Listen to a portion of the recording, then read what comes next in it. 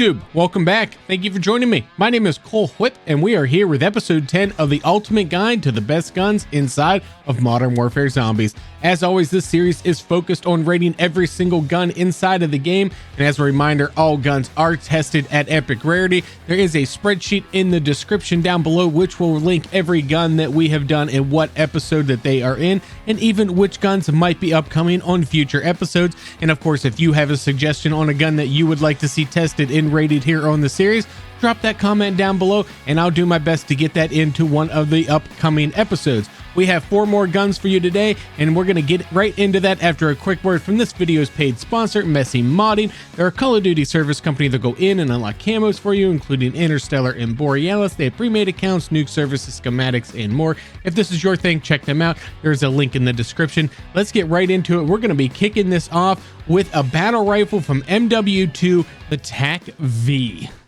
Let's get to it. We're going to give this gun a 4 out of 10 when it comes to ammo capacity and mobility. You have 100 rounds in the magazine, 500 rounds in reserve, or 600 rounds that you can just fire away with mags of holding. The mobility, it's a battle rifle, and it's not that mobile. It's really not that mobile. The ammo capacity is relatively mid.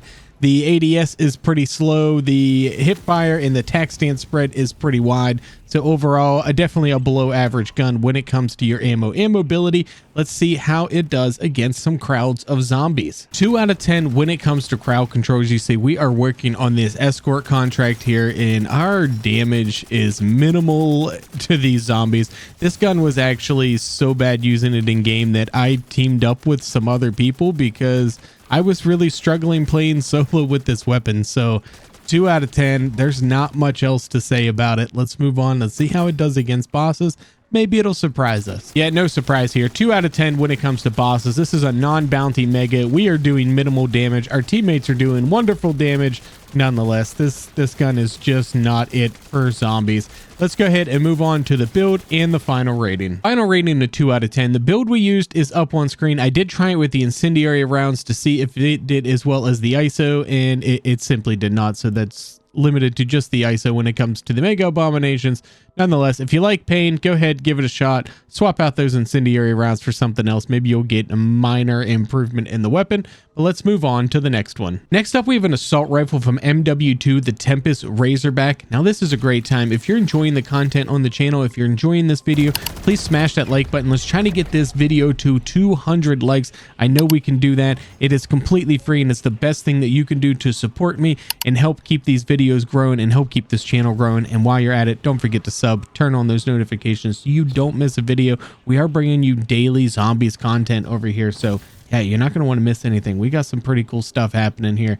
7 out of 10 when it comes to ammo and mobility. You get 120 rounds in the magazine, 900 rounds in reserve, or 1020 rounds to just fire at will if you're using mags of holding like we do inside of this gameplay.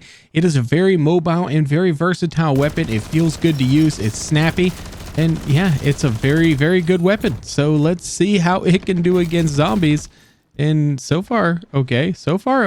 But let's go ahead and let's get a really good crowd control clip here, and let's get this rated for you. 8 out of 10 when it comes to crowd control. This weapon is extremely solid, especially once you have dead shot and everything on it. And of course, mags of holding just makes handling those crowds even that much easier. This gun absolutely shreds through it. Very, very, very solid weapon. Now let's see how it does against this disciple, because this is going to be the key to how good this weapon is inside of MWZ. I'm going with a 6 on 10 when it comes to bosses. We did not struggle against this disciple, but it did take almost our entire 1020 rounds in order to finally take out this disciple. It does great against manglers and mimics, but most guns do really well against those particular bosses. It does a little bit better than 6 when it comes to megas. I would say maybe a 7 or 7.5. But I think overall, all things considered with this weapon, it needs to be good in all aspects. So 6 out of 10. And let's move on to the build we used in the final rating for this Tempus Razorback. I'm going with a 7 out of 10 as a final rating. Overall, all things considered, it's a very solid weapon to use inside of MWZ. The build is up on screen if you would like to try this out for yourself in game. And let's move on to the next one. Next up, we have an SMG from Modern Warfare 2, the FENNEC 45, and this weapon has been recommended to me countless times on this channel, so it is finally its time to shine in this episode. Now, while we're headed over to the Pack-a-Punch machine to get PAP-3 so we can test this out, I want to take a moment and talk about the Discord. We have a very fast-growing community there. It's a great place to find people to play zombies with. It's a great place to stay up to date with the information we have on this channel. And if you want your opportunity to play with me either on stream or in a video series that we do have upcoming, so you're going to want to keep an eye out for that. The Discord is where all of that information is going to be. There is a link down in the description down below, so go ahead and check that out. Now, I'm going to go with a 4 out of 10 when it comes to ammo capacity and mobility. I'm going to tell you exactly why. The gun is, the handling speed is okay. The reload speed is atrociously slow, and I would never, ever, ever recommend running this weapon without a mags of holding. Now, if you had the mags of holding, this would be more like a 7 or 7.5 when it comes to its ammo capacity and mobility, because it does have good ammo capacity. You get 90 rounds in the magazine, 675 in reserve, or 765 if you have the recommended mags of holding on the gun. Now, the reason I say never run this gun without mags of holding is the fire rate is just so incredibly fast. You burn through ammunition so quick, and the reload being as slow as it is can really get you into some dicey spots. Now, crowd control, I'm going to give this gun a 5 out of 10. Honestly, I don't see what you all see in this weapon. As you can see, without mags of holding, we just kind of get ourselves into a sticky situation, and it is hard to deal with the swarms of zombies that are coming at us when we have to constantly reload, and the reload is as slow as it is. Now, of course, it would be better with mags of holding. It would be better with a legendary tool, but I'm just not seeing the most potential in the world when it comes to this gun. So yeah, I'm gonna stick with my 5 out of 10. I'm gonna call it average, and let's move on to bosses. Now, bosses, I'm gonna go with a 4 out of 10.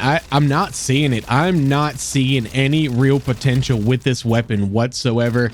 Maybe I just don't know how to use it. Honestly, I don't know. It's been recommended so many times, and so many people enjoy this weapon, and I simply do not see it. We struggled hardcore against this bounty mega abomination here. It was hard to handle the mega. It was hard to handle the zombies that came with the mega.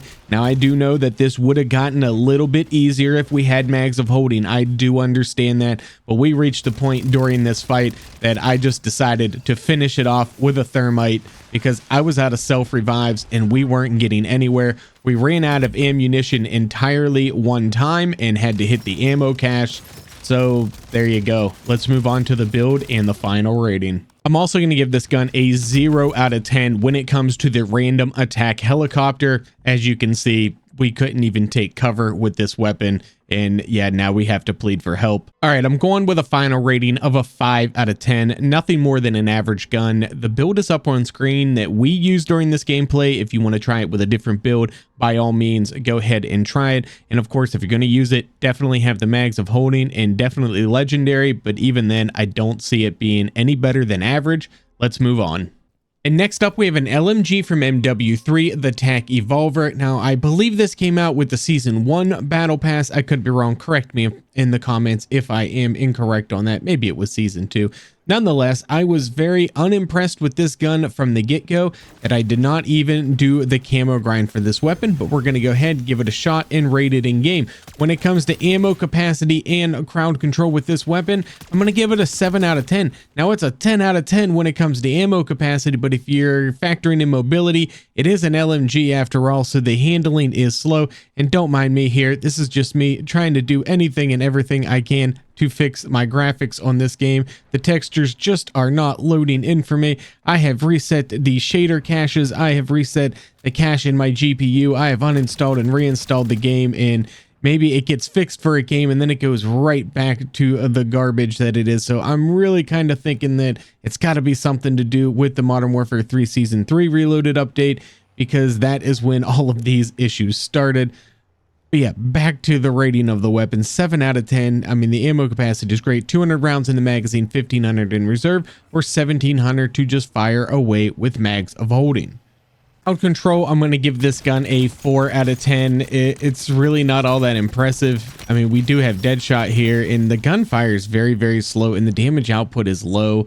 And even with mags of holding and just firing and firing and firing, I still find myself in sticky situations against giant hordes of zombies. And yeah, and then also in this same clip, when it comes to bosses, I'm gonna give this gun also a 4 out of 10 on bosses. It didn't do anything spectacular at all to this mega abomination. It took a lot of rounds to take him out, and yeah, that's where we're gonna roll with it. Let's go ahead and move on to a build and a final rating.